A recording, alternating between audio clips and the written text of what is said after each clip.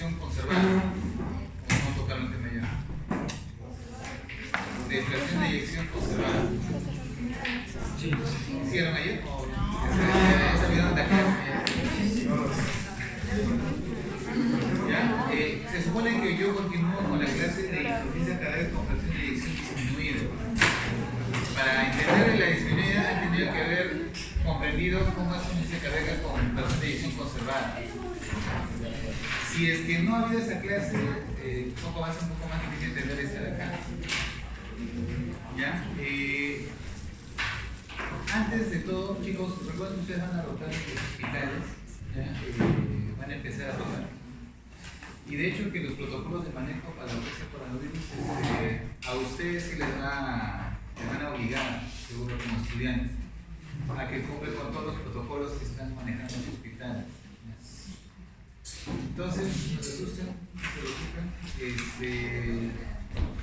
como toda enfermedad tienen que seguir el protocolo del hospital donde van a ir, seguro van a encontrar ahí protocolo de cuidado para estudiantes de medicina.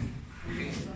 Porque cada hospital les va a poner un reglamento a cada uno de ustedes que van a ir, para que estén atentos a lo que les van a decir. Bueno, hicieron como la clase de insuficiencia cardíaca con fracción de eyección conservada. Sí, lo vimos. Ya. A ver, chicos, los dos temas que vamos a hacer hoy son bastante interesantes y les diría yo que es lo que más van a ver, ¿ya? En la parte cardíaca, más que los infartos, diría yo. ¿Qué es una insuficiencia cardíaca? A ver, traducción. Es donde el corazón no puede mantener el gasto cardíaco. Ya, el corazón no puede mantener el gasto cardíaco. Normal. Ya. ¿Algo más? Ya, su eyección está baja, pero existe insuficiencia cardíaca con eyección conservada, o sea, normal. Tiburones históricos que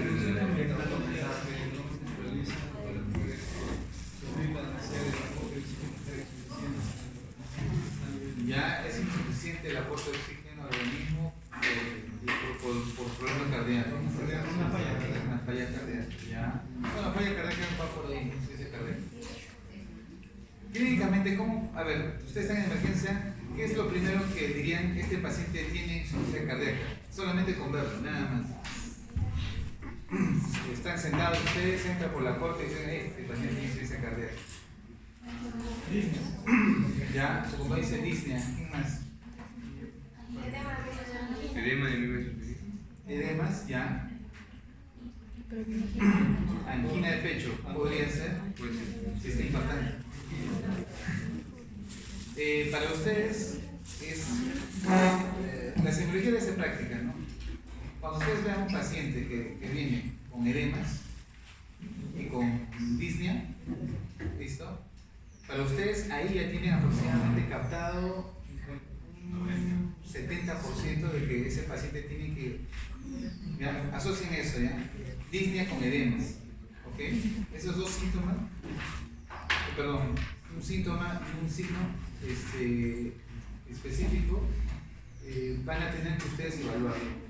Entonces, cuando vean ustedes, el paciente se acerca con ustedes y lo ven agitado y lo ven que está con edemas, ya. Entonces, para ustedes dos parámetros que tienen que recordar una insuficiencia cardíaca. Un patrón netamente de disminución del gasto cardíaco, ¿ya?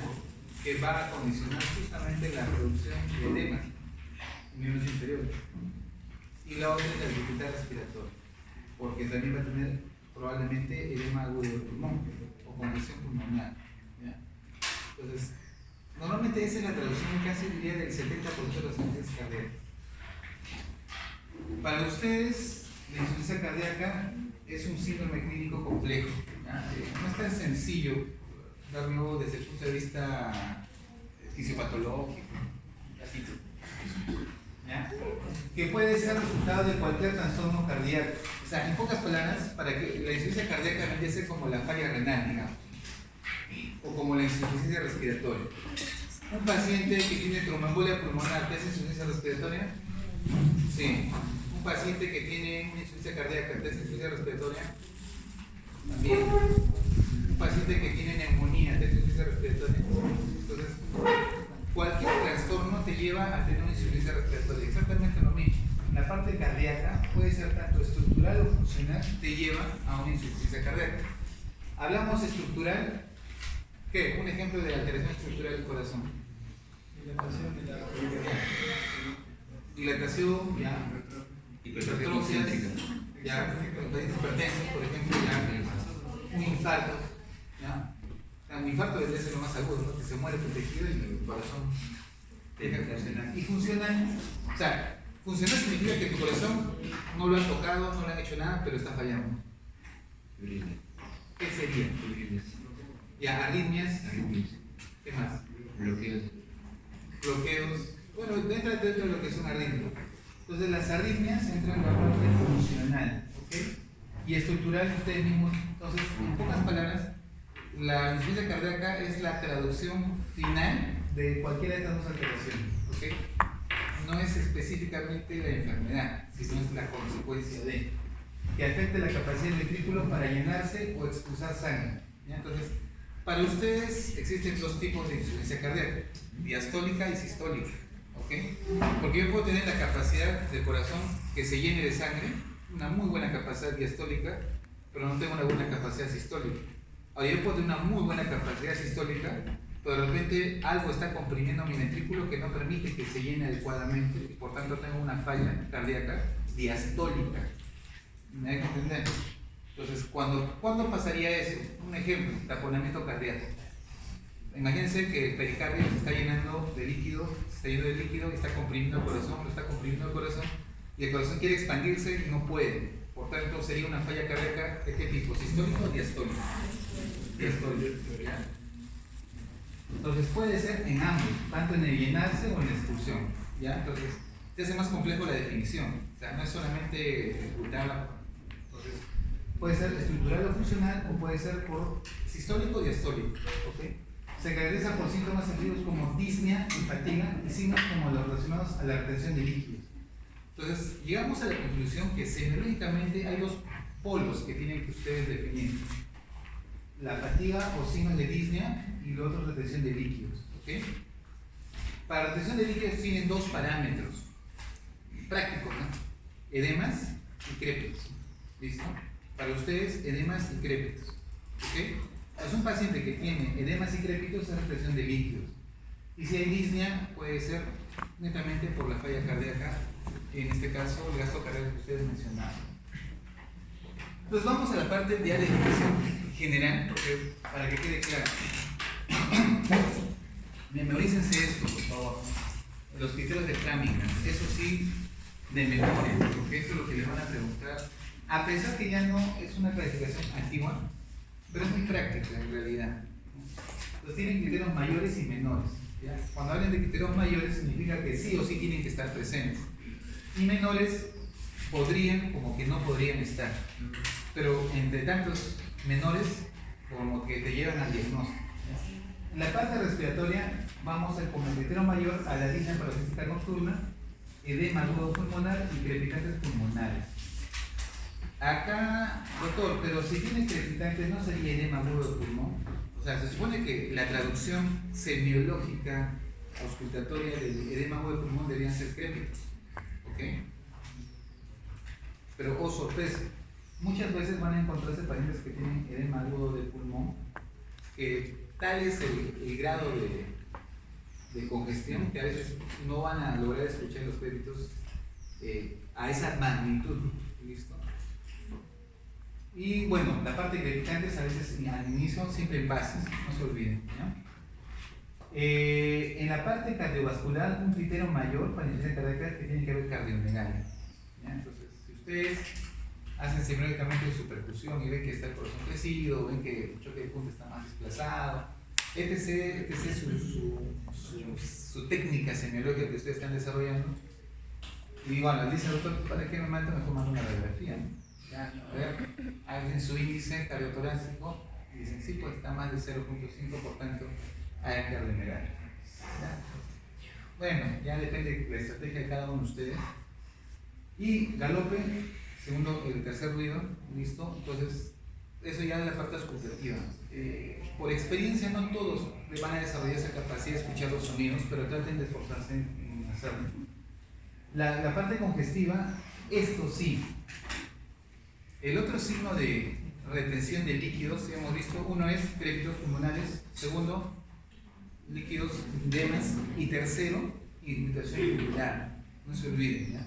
O sea, son 3 criterios de retención de líquido, ¿ya? Entonces, edemas, crépitos y irritación yugular. Se menciona que cuando supera más de 6 centímetros cúbicos de agua, centímetros de agua, se considera que es una irritación yugular positiva. ¿A qué se refiere más de 16 centímetros cúbicos de agua? Nosotros tomamos, no sé si ustedes han visto cuando colocamos el catéter venoso central. ¿Listo?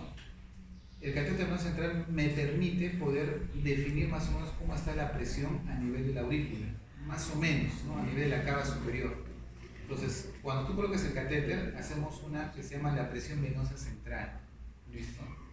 Al paciente lo echamos de cúbito, ponemos el catéter y medimos qué tanto se eleva el agua en función a base 0, que lo colocamos al paciente en el cúbito, y en la parte justo auricular es la base 0.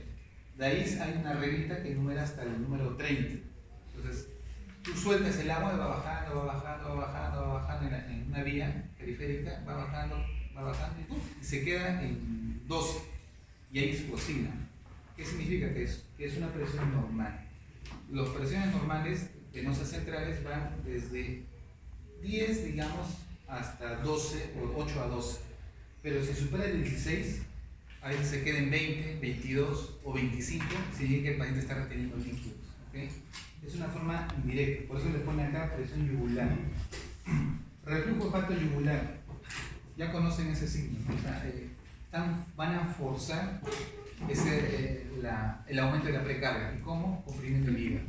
Entonces, al comprimir el hígado, van a forzar el retorno de sangre y por tanto la infiltración yugular se va a hacer manifiesta por la maniobra de compresión a nivel hepático. El paciente está echado, señor, le aprietan acá el hígado y de repente se levanta y hace su infiltración yugular. Eso se llama reflujo hepato yugular. ¿Listo? Y distensión venosa yugular. En pocas palabras, paciente echado, sentado o en decúbito, van a ver toda la yugular incurgitada. Creo que una foto creo que les mostré. Entonces, en conclusión, todo lo que tenga que ver con congestión, si se dan cuenta, congestión o retención de líquidos o alteración estructural cardíaca son criterios mayores. El otro extra que le agregaron fue pérdida de peso más de 4.5 kilos después de 5 días de tratamiento. En pocas palabras, en 5 días le ha sacado casi un litro por día de agua. Entonces, si el paciente mejora clínicamente y le ha sacado por día más o menos 1 litro, eso significa que ese paciente está bajo con insuficiencia cardíaca. O sea, ese vendríamos a ser un diagnóstico terapéutico. Y los criterios menores vendrían a ser el esfuerzo, tos nocturna, su capacidad vital más o menos menor al tercio de lo normal, derrame pleural, taquicardia, edema de miembros inferiores, hepatomegalia, ¿listo? Todos esos detalles se consideran como criterios menores, ¿listo? Y lo que decía Framingham cuando creó sus criterios dijo, para el diagnóstico de insuficiencia cardíaca se necesitan 2 mayores, es decir, basta que tengan 2 criterios mayores. Por ejemplo, si tengo disnea nocturna o edema agudo de pulmón más reflujo hepatobiliar o infiltración yugular, ya tengo 2 criterios mayores o en este caso, o un mayor y 2 menores. Por ejemplo, tengo cardiomegalia, tengo disnea, esfuerzo y taquicardia, digamos, ¿no? Entonces, lo que dio a entender Framingham era que una forma de captar a la insuficiencia cardíaca netamente era aplicando este cuadrito. ¿Funciona? Sí, funciona, pero en la práctica hay que ser más rápido. Entonces, conclusión para ustedes: 2 parámetros, paciente con disnea y con signos de retención de líquidos, eso es insuficiencia cardíaca, de forma muy práctica. Entonces ya tienen que captarlo al paciente. Muy bien, una vez dada esa introducción, que ya quede claro cómo más o menos tienen que ustedes enfocar un paciente con ICC, vamos el enfoque para el paciente con sospecha de insuficiencia cardíaca. Incluye la historia, es importante su historia clínica, que lo tienen que hacer bien. Pregunten antecedentes, es hipertensa, fuma, no sé, come alimentos con mucha grasa, es sedentaria, ¿no? Todos los problemas que podrían conllevar como antecedente. Y el examen físico muy bien detallado de parte de ustedes, y después pueden sus pruebas diagnósticas para ayudar en este caso a definir. Ahora, dos parámetros que tienen que definir ustedes en un paciente con insuficiencia cardíaca. La agudeza y la gravedad son dos cosas diferentes. Yo puedo tener un paciente con insuficiencia cardíaca descompensada aguda y rápidamente va a mejorar, y puedo tener un paciente con insuficiencia cardíaca aguda pero realmente severa, y ese paciente tiene una gravedad tan elevada que su pronóstico no es bueno. Entonces, dos parámetros que tienen que evaluar en su paciente: agudeza y gravedad. ¿Listo? Y una vez que ustedes han definido cuál es la agudeza y cuál es la gravedad, entonces con calma después ya buscarán la etiología. O sea, hablando, la insuficiencia cardíaca es una patología que primero salvas la situación y después investigas qué pasó. ¿Me dejo entender? No al revés, que no vas a un paciente con insuficiencia cardíaca. Señora, ¿y hace cuánto tiempo? No, ya no, un ratito, voy a cambiar, o voy a volver a hacer mi historia clínica porque lo que me está llamando la atención, me va a decir que no me puedo demorar, o correr más mucho, no, lo tengo que hacer bien, y se demora con el paciente, y el paciente está... ¿Me dejo entender? Este tipo de pacientes, primero actúas y después escribes. No sé si me dejo entender. ¿Listo? O sea, primero define qué es lo que vas a hacer, porque si tú vas a demorarte media hora en hacer tu historia clínica, el paciente se te puede morir. Una pregunta, ¿y eso es una emergencia o...? Es que el detalle está que las insuficiencias cardíacas agudas nunca lo vas a ver en el consultorio, porque el paciente no tolera, los van a emergencia. Todos van a emergencia. Pero cuando son crónicos, como vamos a ver más adelante, son pacientes que vienen, doctor, se me hinchan mis piernas, doctor, me siento cansado. Esos pacientes, el manejo ya es claro porque es crónico. Pero la agudeza no. En emergencia van a tener peor. Muy bien. La fracción de eyección, como ustedes saben, el punto de corte se considera normal, normalmente entre 50 y 70%. Casi todos manejan ese porcentaje, hasta de ellos de 60 hasta 75. Pero se ha visto que no todos tienen esa fracción de eyección, por tanto, los que tienen menos de 40, ahí entra la definición, o sea, 40% de insuficiencia cardíaca de fracción de eyección reducida o disminuida. La definición es menor de 40% de la fracción de eyección. Y los de fracción conservada es más de... ¿Han hecho la clase ya? ¿Cuándo le consideran un paciente con insuficiencia cardíaca con fracción de eyección conservada o compensada o controlada o mayor de 50? ¿Listo? Entonces tienen dos parámetros, chicos. Agarren cuando hagan su ecocardiografía, porque es lo que más van a saber. ¿Cuánta fracción de eyección le ha puesto el doctor? 35. Entonces el paciente tiene una insuficiencia cardíaca con fracción de eyección reducida. Doctor, su fracción de eyección ha salido 60. Es un paciente que tiene insuficiencia cardíaca con fracción de eyección conservada. Doctor, y entre 40 y 50, ¿cómo le llamamos? O sea, claro, usted doctor nos dice que reducida es menor de 40, conservada es mayor de 50. Ya, y 40 y 50, ¿cómo le llamamos? Semiconservada. Suena interesante. Podríamos patentar. ¿Ya? El detalle está de que todos los que caen entre 40 y 50, su comportamiento no es incierto, no es el mismo. O sea, unos tienen tendencia a ir a reducida su clínica, pero se ha visto que otros tienen tendencia a hacer como su clínica como conservada. Entonces, eso lleva justamente a dejarlo en ese estado. Y la parte clínica futura es la que va a definir. Claro, es que en realidad, para gastarlo, he visto que hay alumnos que están años superiores que ustedes, que recién están en básico. Entonces, es el problema, por ejemplo, conversamos con los docentes y dicen, no, ellos no están a graduar. mientras no completen ustedes y lleguen a lo que se les pide, así llegan a sexto, vamos a internar, no se nada. No, tenga tiempo. Bien, a ver chicos, entonces hemos quedado que existe un intermedio. Como el comportamiento es incierto, solamente lo define la evolución. ¿Cuál es el comportamiento? ¿Okay? Entonces le llaman fracción de eyección media, le llaman. Es un poco así medio raro, pero semi conservada podría decir. Ya. En personas sanas, la fracción de eyección normalmente la que vamos a valorar más es el ventrículo izquierdo. ¿Por qué valoramos más el ventrículo izquierdo? ¿Por qué no hacemos la fracción de eyección del ventrículo derecho? Claro, es que en realidad cuando falla el ventrículo derecho,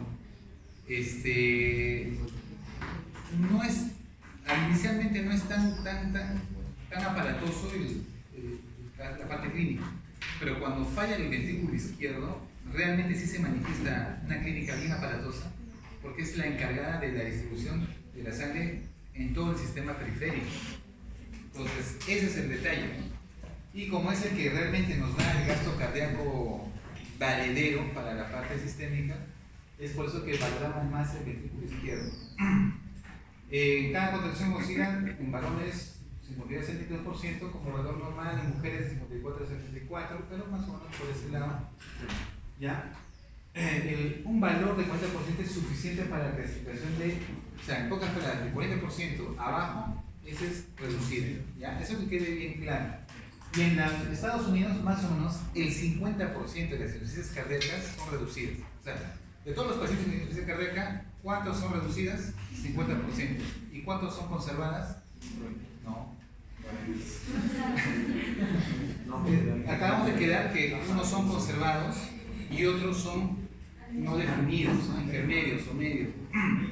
Entonces, más o menos, las conservadas van en 30%. Y un 20% son las que quedan en medio. Pero la principal es la reducida. Doctor, ¿y por qué la reducida es la más principal y la más manipulada? Porque justamente es la que más clínica aparatosa tiene. Porque los que tienen insuficiencia cardíaca conservada significa que su ventrículo izquierdo funciona adecuadamente. ¿Pero por qué hacen insuficiencia cardíaca? Si el ventrículo izquierdo funciona bien, ¿por qué hacen insuficiencia cardíaca? Muy acá la respuesta. El problema es que cuando ustedes tengan una insuficiencia cardíaca con fracción conservada, es que está fallando el derecho. ¿Me dejo entender? No porque tengan doctor, pero si usted está diciendo que va de 52 a 72 o de 54 a 74, que es normal, y el paciente viene, este es el gran error que cometen los médicos, y los médicos generales más que todo. Hace su fracción de eyección, traen su resultado y dice fracción de eyección 60. Ah, estás bien, tu corazón funciona bien. Entonces el paciente pregunta, pero ¿por qué me agito? ¿Por qué mi pierna se hincha un poquito? O sea, ¿por qué? No, pero tu corazón funciona bien. Acá la ecocardiografía dice que funciona normal. Entonces ese médico no repasó o no recordó que existen las insuficiencias cardíacas con fracción de eyección conservadas. Y eso significa que su problema no es izquierdo, no es derecho. ¿Ya? Entonces, ese paciente debe evaluarse y ustedes semiológicamente buscar semiología de insuficiencia cardíaca derecha. ¿Listo? Muy bien, es compleja en realidad y suele comenzar con un episodio desencadenante. O sea, siempre algo lo tiene que empeorar. Si el paciente está tranquilo, con insuficiencia cardíaca con fracción de eyección reducida, con 35% pueden vivir tranquilos los pacientes. En realidad, yo tengo pacientes que tienen 35 y están tranquilos, mientras no les exijas o no los estreses, tengan una vida tranquila, ellos viven su vida habitual. Pero basta que aparezca algún episodio desencadenante, el paciente se exacerba y se agrava y se reagudiza. Y en estos casos, por ejemplo, una enfermedad coronaria, un paciente que tiene problemas coronarios, y a lo peor que puede pasar es que se infarte y las miocardiopatías dilatadas, no se olviden, pacientes hipertensos principalmente, ¿ok? O alguna enfermedad infecciosa como por ejemplo, ya, puede ser un poco alejado.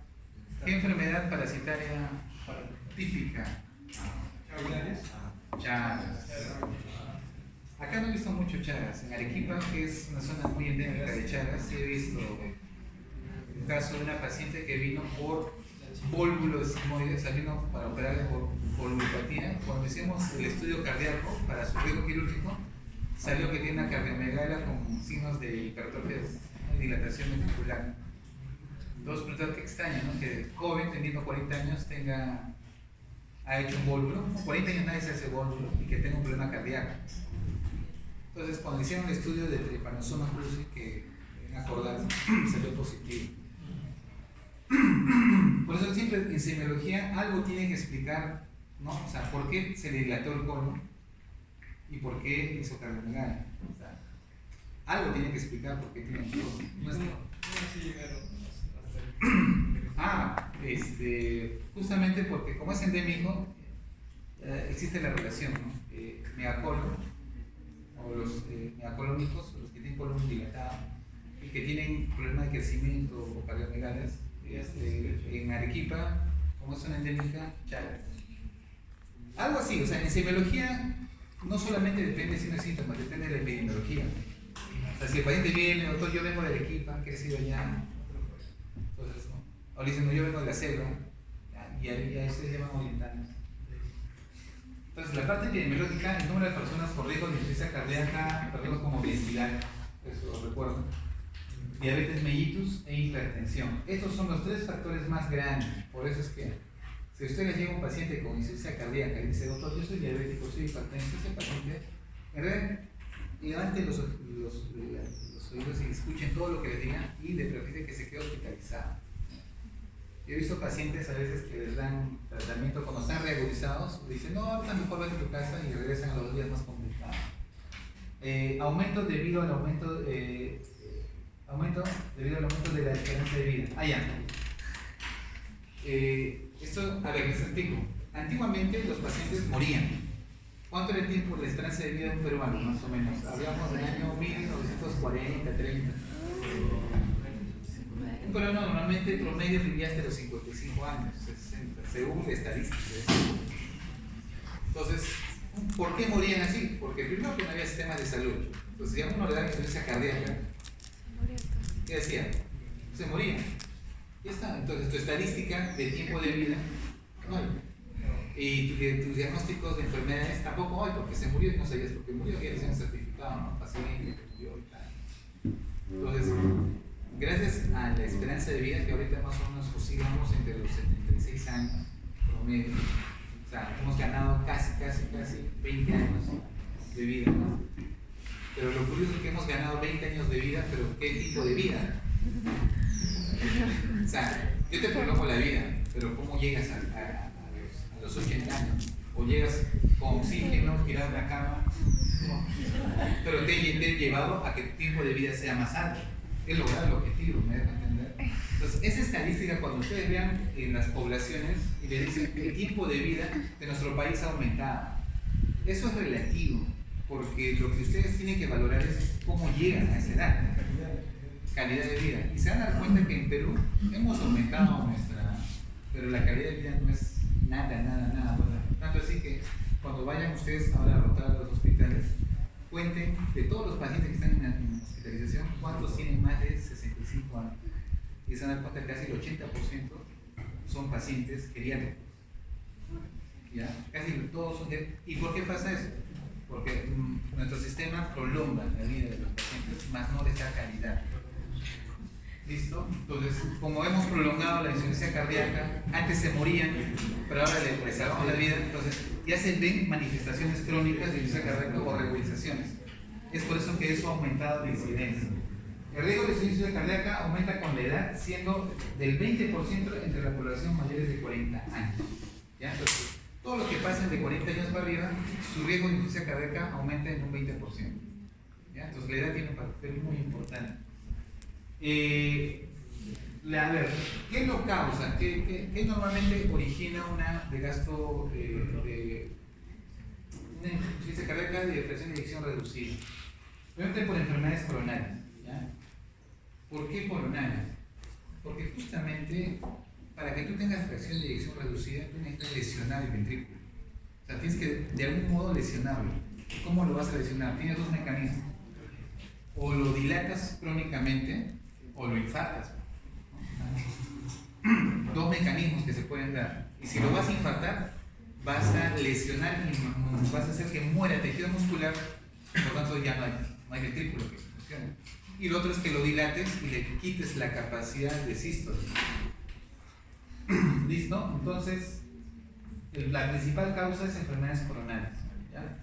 Entonces, si usted ve un paciente con insuficiencia cardíaca, con fracción de eyección reducida, pregúntele si no tiene un infarto. Como antecedente, pregúntele, ¿usted por casualidad no tiene infarto? Sí, doctor, hace 3 años tiene un infarto. Entonces, eso justificaría por qué ha desarrollado una insuficiencia cardíaca de fracción de eyección reducida. ¿Okay? El factor de riesgo más importante es la hipertensión, pero la hipertensión nos vamos al otro lado. O sea, hemos dicho que tienen dos factores. Uno, o el paciente se ha dilatado el ventrículo, ¿no? Ha hecho una dilatación, hipertrofia, etc. Y el ventrículo ha perdido su capacidad de contractibilidad por dilatación. O se ha infartado de forma mucho más aguda, se ha lesionado. Entonces, ¿quiénes son los que dilatan más el corazón? Hipertensos. Por eso que cuando hay un hipertenso de larga data, pregunten, ¿no? O sea, pregunten esa edad. ¿Tiene fracción de eyección reducida? ¿Usted es hipertenso? Sí, doctor, yo soy hipertenso. ¿Hace cuánto tiempo? Hace 20 años. Entonces, hagan esas relaciones.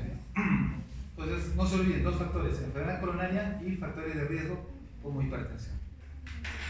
Otras etiologías ya más alejadas, las miocardiopatías, el infarto propiamente dicho, pero como fase aguda, miocarditis, valvulopatías, infecciones cardíacas, endocarditis que pueden generar alteración de las válvulas, principalmente la mitral y la aórtica, que son las que más se infectan.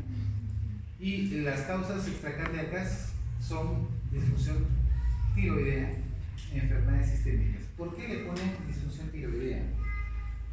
Acá viene algo bien interesante. La insuficiencia cardíaca también puede ser funcional. Hemos quedado que sí. Ya, orgánica ya hemos quedado. Tengo un problema coronario, o tengo un problema de hipertensión, vasodilatación o muerte de tejido ventricular, ya está. Eso es orgánico. Funcional, su compañero mencionó arritmias. Los pacientes que tienen problemas tiroideos hacen taquicardias, paroxísticas algunas veces. Entonces, un corazón que les lata a 200 latidos por minuto, ¿ustedes creen que va a ser una buena sístole? No, bueno. El corazón está así. Está a una velocidad súper rápida. Entonces, no tiene, y hace una insuficiencia con fracción de eyección disminuida. Pero no porque tenga un problema estructural, sino porque tiene una alteración funcional. Entonces recuerden ese dato, ¿ya? Enfermedades sistémicas, sarcoidosis, lupus también pueden llevar a un paciente a desarrollar enfermedades cardíacas y las relacionadas con alcoholismo, drogas y quimioterapia contra el cáncer. Eso también pregunten. Es alejado, pero si viene un paciente y dice, doctor, yo no soy hipertenso, no tengo problemas cardíacos, pero empecé mi quimioterapia el año pasado, también puede haber alguna información ahí. Entonces, factores médicos ¿ya? Y factores psicosociales. ¿Listo? Una cosa bien curiosa es que nos pasa a nosotros mucho en los fibriladores, ¿no? Los que tienen fibrilación auricular. Doctor, me necesito agitado, no puedo respirar, ni penas en hinchado. A ver, ¿cuánto está? 160, frecuencia cardíaca, 180. ¿Y qué ha pasado? Ah, no, sino que el doctor me dijo de que estaba tomando yo mi amiodorona cada 8 horas o cada 12 horas y ahora me han cambiado toda la bisoprolol. Entonces, muchas veces ese latito les tiene que informar y decir, ah, ya, te has descompensado porque no te ha funcionado bien el tratamiento. Entonces, a veces los cambios de medicación pueden ser factores médicos que pueden llevar al paciente a desarrollar una insuficiencia cardíaca. Pacientes hipertensos mal controlados. ¿Saben quién es el culpable de que un paciente hipertenso sea mal controlado? El médico. No, en verdad, fuera de bromas, el médico. Haciendo estadística, hemos visto que los médicos cuando van a un paciente al consultorio dicen, ¿qué tomas ya? No se preocupe, siga tomando, como le toman la presión y lo mandan a su casa. Ah, está bien tu presión, toma, sigue tomando el tratamiento. Pero no sabemos cómo le va su presión en casa. Entonces, y el médico no le dice, cada cierto tiempo controle su presión en casa, vaya a un centro, traigan un registro de sus presiones durante el tiempo que usted no viene. Entonces, el médico se confía mucho en la única presión que le toma un consultorio, ¿ya? Y eso no está mal, ¿ya? Enfermedades valvulares, muchas veces no diagnosticadas, arritmias inestables, alteraciones endocrinas, infecciones, anemia y embolia pulmonar.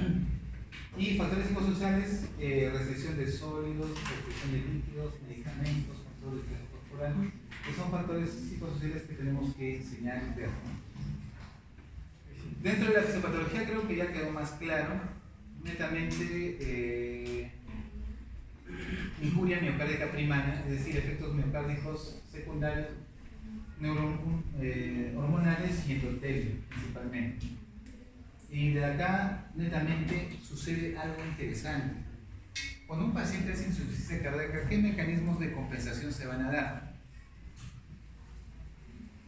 Primero, ¿qué se va a activar? Simpático. ¿En qué se va a vasoconstricción? Después, ¿qué se va a activar? Sistema renina, angiotensina, aldosterona. ¿Listo? Claro, es que pacientes, recuerden los que son crónicos, ¿eh? No se habla de los agudos. Aunque los agudos también se da, pero es mucho más aparatoso. En los crónicos, cuando ven que ya el corazón no tiene una buena fracción de eyección o un gasto cardíaco disminuido, el sistema nervioso se activa y el sistema nervioso se activa. Por tanto, lo que vamos a hacer es vasoconstricción. ¿Se acuerdan que les dije que el manejo de la presión arterial o de un buen gasto cardíaco es aumentando justamente, en este caso, la presión, la resistencia vascular periférica, y eso mejora? ¿Listo? Aumentamos la frecuencia cardíaca, aumentamos la contracción miocárdica, ¿listo? Pero aumentamos la secreción de arginina, también ADH, hacemos vasoconstricción, retenemos más agua y sodio, esto ya conocen, y esto va a ser aumento de volumen minuto, aumento de la volumen y aumento de la presión arterial. Ya está. Hasta ahí salvado la situación, en realidad, ¿no? Porque si ves que baja el gasto cardíaco, tu organismo lo compensa. El problema está que esto se hace permanente. No sé si me dejo entender. O sea, se hace como un ciclo vicioso. O sea, no se corrige un problema, se compensó el paciente porque se compensan solos. Pasa un mes, otra vez se quiere bajar y otra vez se activa y se hace perdurable. Y van a empezar los mecanismos de remodelación. O sea, el ventrículo izquierdo va a decir, muy bien, necesito seguir contrayéndome, y va a comenzar a aumentar y se va a comenzar a hipertrofiar y a alterarse la estructura del miocardio. Ahí viene el problema. Entonces, lo que nosotros tenemos que evitar en los pacientes con insuficiencia cardíaca o presión de eyección reducida es que se remodelen. ¿Ya? Tienes que atacar el punto que originó la insuficiencia cardíaca, que ya eso ustedes tienen que buscar, si fue un infarto, si fue una fibrilación, si fue una arritmia, si es hipertenso. Entonces, corregir la hipertensión, corregir la frecuencia cardíaca, etc. Pero este mecanismo tiene que cortarlo. ¿Y cómo lo cortarías? ¿Qué le darías para inhibir esto? ¿Qué le darían acá para inhibir esto? Yecas. Ya. Y si ya se activó y mi aldosterona ya se activó, ¿qué le darían? No, a ver, razones conmigo. Es que, fuera de bromas, el tratamiento es fisiopatológico. Ya creo que les he repetido eso. Pero ya, ustedes yecas, lo cual está bien. Ya. Pero ya se activó y tengo que bloquear el efecto de aldosterona. ¿Qué le van a dar? Espironolactona. Ya. ¿Qué más? Hasta ahí, yeca, espironolactona. ARA2. O ARA2 también podría dar. Pero ambos bloquean este sistema. Listo. Estamos bien. ¿Qué le darían ustedes para que el paciente no retenga líquidos? Diuréticos, furosemida. Y como ya está con supermercado, ya no te preocupas que haya un potasio bajo. ¿Y qué harían ustedes para disminuir la frecuencia cardíaca? Sí, los digitálicos son buenos cuando tenemos pacientes que queremos que baje la frecuencia y tengan mejor contractilidad cardíaca, ¿no? Como turismo positivo. Pero ya no los usamos mucho, ¿ya? Por sus efectos tóxicos que tienen. ¿Ya? Hay que tener mucho cuidado con los digitálicos en ancianos principalmente. Porque pues, el potasio, por ejemplo, puede generar arritmias, complicaciones, intoxicaciones por digitálicos. Y los por digitálicos, el paciente puede hacer bloqueos, ¿sabes? Esto no. Entonces, lo que optamos ahora son beta bloqueantes. Conclusión, la pregunta es: ¿qué es lo único? Es protexana, ¿no? bueno, no del examen que les voy a tomar, sino de los exámenes de dinámica. ¿Cuáles son los 3 fármacos que mejoran el pronóstico de un paciente con insuficiencia cardíaca? Y espironolactona. Los 3. No se olviden, ¿eh? ¿Por qué creen que mejoran el pronóstico del paciente? Porque justo estás atacando lo que es la remodelación. ¿Me dejo entender? Entonces, tú al paciente le das espironolactona con su IECA o ALA2 y le das, bueno, diuréticos no están como sintomático, y le das beta-bloqueantes, bisoprolol, metoprolol, que son bloqueantes específicos, mejoras el pronóstico de vida del paciente. ¿Me dejo entender? Entonces, cuando ustedes vean a un paciente con insuficiencia cardíaca y les pregunten, señor, usted sí, yo soy insuficiencia cardíaca, ¿y qué toma usted? Recuerden, le van a decir, yo tomo mi losartán o mi enalapril, yo tomo mi espironolactona y tomo mi bisoprolol o mi atenolol. Entonces ya saben por qué toma eso. ¿Okay?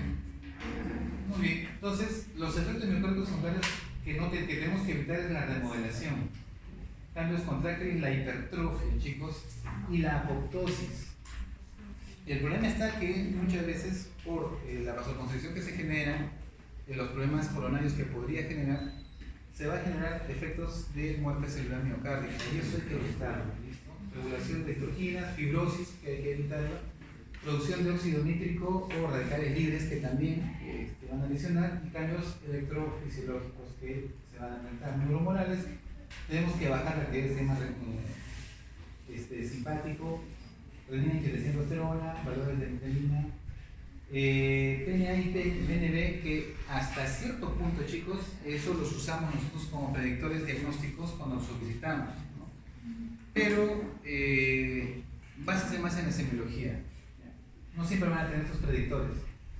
Y la parte endotelial, la vasoconstricción, producción de óxido nítrico, radicales libres, cambio estructural y regulación de histoquina. Todo esto va a llevar a insuficiencia cardíaca, falla de bomba y síntomas de insuficiencia cardíaca y muerte súbita. Entonces, ¿qué van a hacer en el análisis como para finalizar? Porque la idea era más o menos que tenga un panorama, ¿no? Más o menos ha quedado claro, ¿no? Más o menos cómo va a ser la visión que tienen que tener nuestros pacientes, ¿no? El análisis inicial debe incluir identificación de factores de riesgo. Diabético, ¿qué hemos dicho con los factores de riesgo principales? Obesidad, hipertensión arterial y diabetes. Y ahí agregué ese que pueden causar daño estructural, pero recuerden que hay daño funcional. Arritmias, realmente si tiene antecedente de arritmia. Agreguen ese de arritmia. Entonces, y de los factores cardiovasculares o no cardiovasculares precipitan insuficiencia cardíaca, las arritmias, además de las enfermedades concomitantes.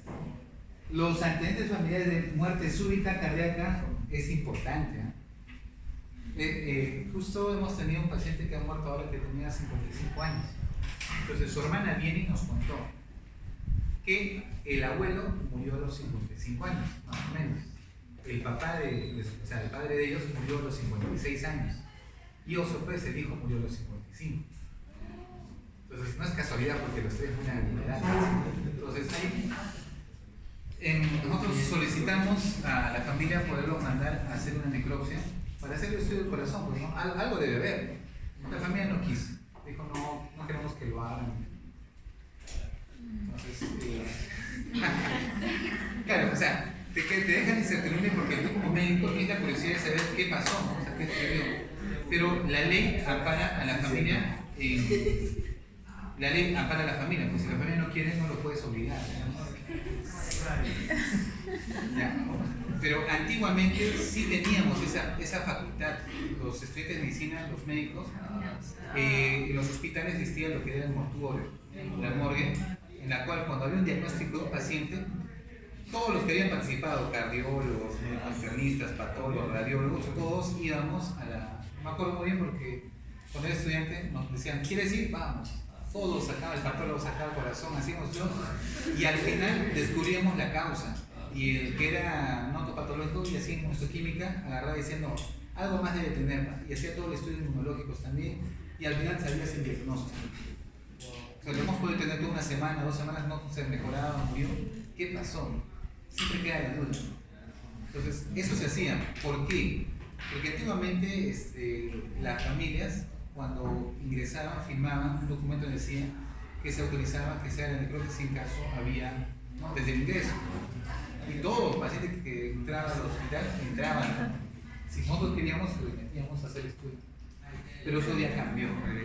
Para la época de ustedes ya no permiten eso. ¿Ya? Entonces, la anamnesis puede emplear para identificar los síntomas de congestión. ¿Ya? Entonces, ¿cuáles son los síntomas? Para ya resumen, ¿cuáles son los síntomas de congestión que tienen que ver? 3.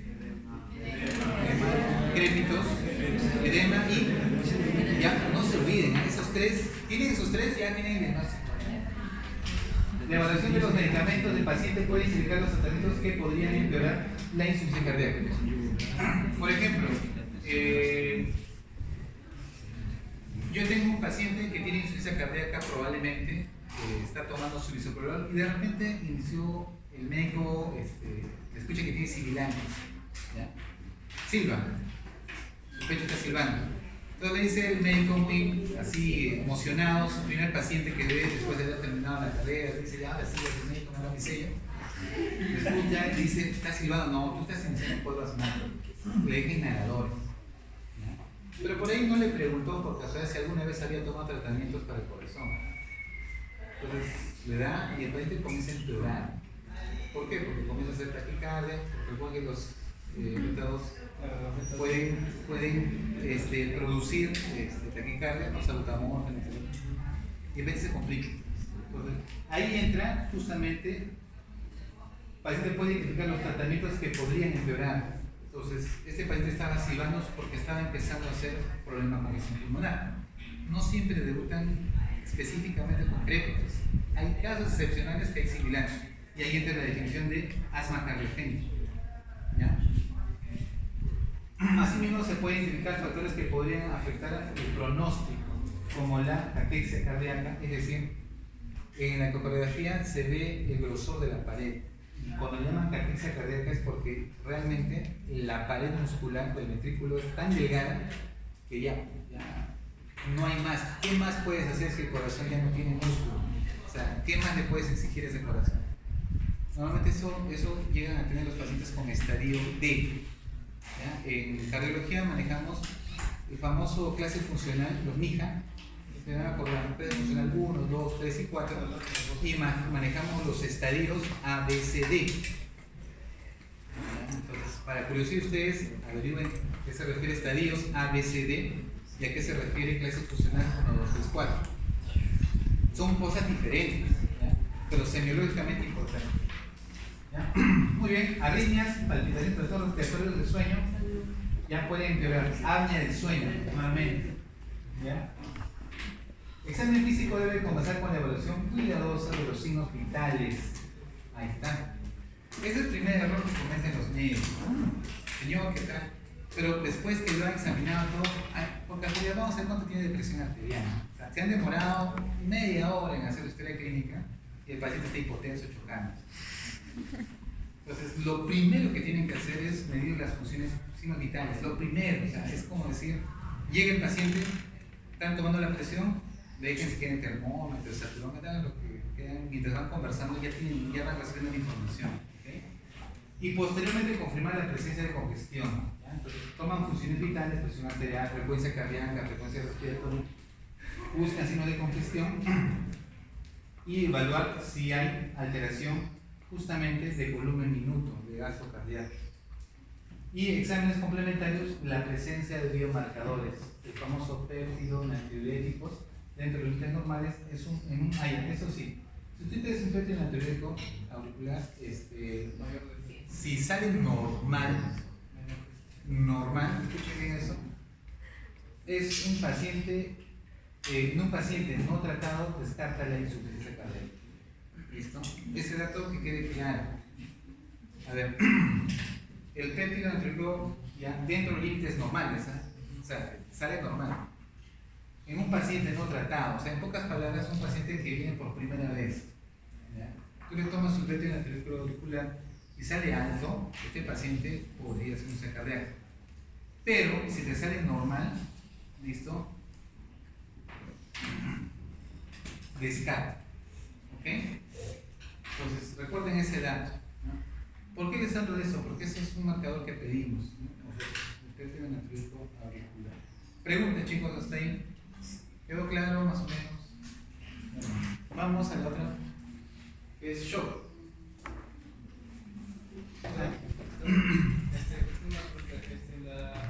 La iglesia cardíaca es una está reducida, ¿no? Estamos viendo siempre no está documentado. No, a ver. Si quede claro, o sea, cuando tengan una presión de eyección reducida, pregúntense dos cosas. O es orgánico o es funcional, ¿no? Entonces, si es funcional, va a tener corazón normal. Tú le haces una ecocardiografía y el corazón está inerme. ¿Qué pasó? O tuvo una taquicardia paroxística, tuvo una fibrilación auricular, etc. Causa que de repente presentó en su momento. ¿Me dejan entender? Si es funcional, pero si es estructural, de hecho te vas a encontrar siempre algo, o está dilatado, o ha habido un infarto que ha habido muerte y ya es hipokinético. Pocas palabras, cuando hacen ecografía se dan cuenta que el corazón, una parte del ventrículo se contrae y una parte está paralizada. ¿Qué significa? Que tuvo un infarto antiguo y esa parte murió, ya no funciona. Entonces eso lo da la ecocardiografía. ¿De qué manera una insuficiencia cardíaca puede causar muerte súbita? Ya. El problema de la insuficiencia cardíaca que puede causar muerte súbita justamente se da en la parte estructural y en la parte mecánica. A ver, por ejemplo, si tú tienes un paciente que está haciendo insuficiencia cardíaca, ya tiene alteraciones estructurales. Normalmente lo que lleva a un paciente a muerte súbita viene a ser uno, la hipoperfusión coronaria, ¿ya? Y prolongación del segmento QT, ¿no? Que muchas veces se va a presentar en este tipo de pacientes. Entonces, cuando tú tienes un paciente que está con hipoperfusión, que va a llevar a una falla coronaria, entonces estos pacientes pueden hacer muerte súbita porque ya no tienen reserva cardíaca ventricular. O sea, recuerda que su fracción de eyección está en 35, digamos, hasta 25, algunos otros 40, menos de 40. El hecho que ellos le den un infarto o le den una insuficiencia cardíaca, a ver, para que nos logremos entender, yo tengo un paciente con fracción de eyección en 35%, compensado, pero con esos 35 vive. Por lo menos cambió un poquito, ya vive, todavía tiene por qué vivir. Pero a ese paciente, si se reagudiza, no creen que va a tener fracción de eyección de 35%, eso va a bajar. Y se dice que cuando baja menos de 15, el riesgo de muerte súbita casi es alta. ¿Ya? Entonces, la reagudización en estos pacientes es crítica. Por eso ellos tienen más posibilidad de muerte que los pacientes con fracción de eyección conservada. ¿Ya? Netamente tiene que ver es hipoperfusión coronaria y disminución de la fracción de eyección. Debería ser todo eso. Por ejemplo, pero en el caso de un infarto que abarque gran parte tanto del Claro, si tienes un infarto extenso, también. O sea, de hecho que si ya murió por corazón, vamos a contraer.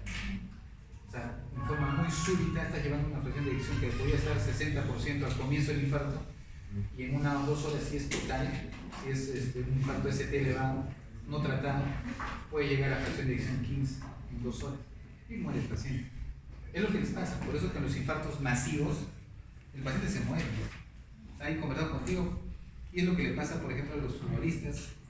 No sé si han visto, ¿no? Que están jugando fútbol, les da un infarto masivo de tronco, la tapa del tronco, y es tan brusco la falta de irrigación, es tan súbito que su presión de eyección cae al piso, no hay más. Y eso es su muerte súbita.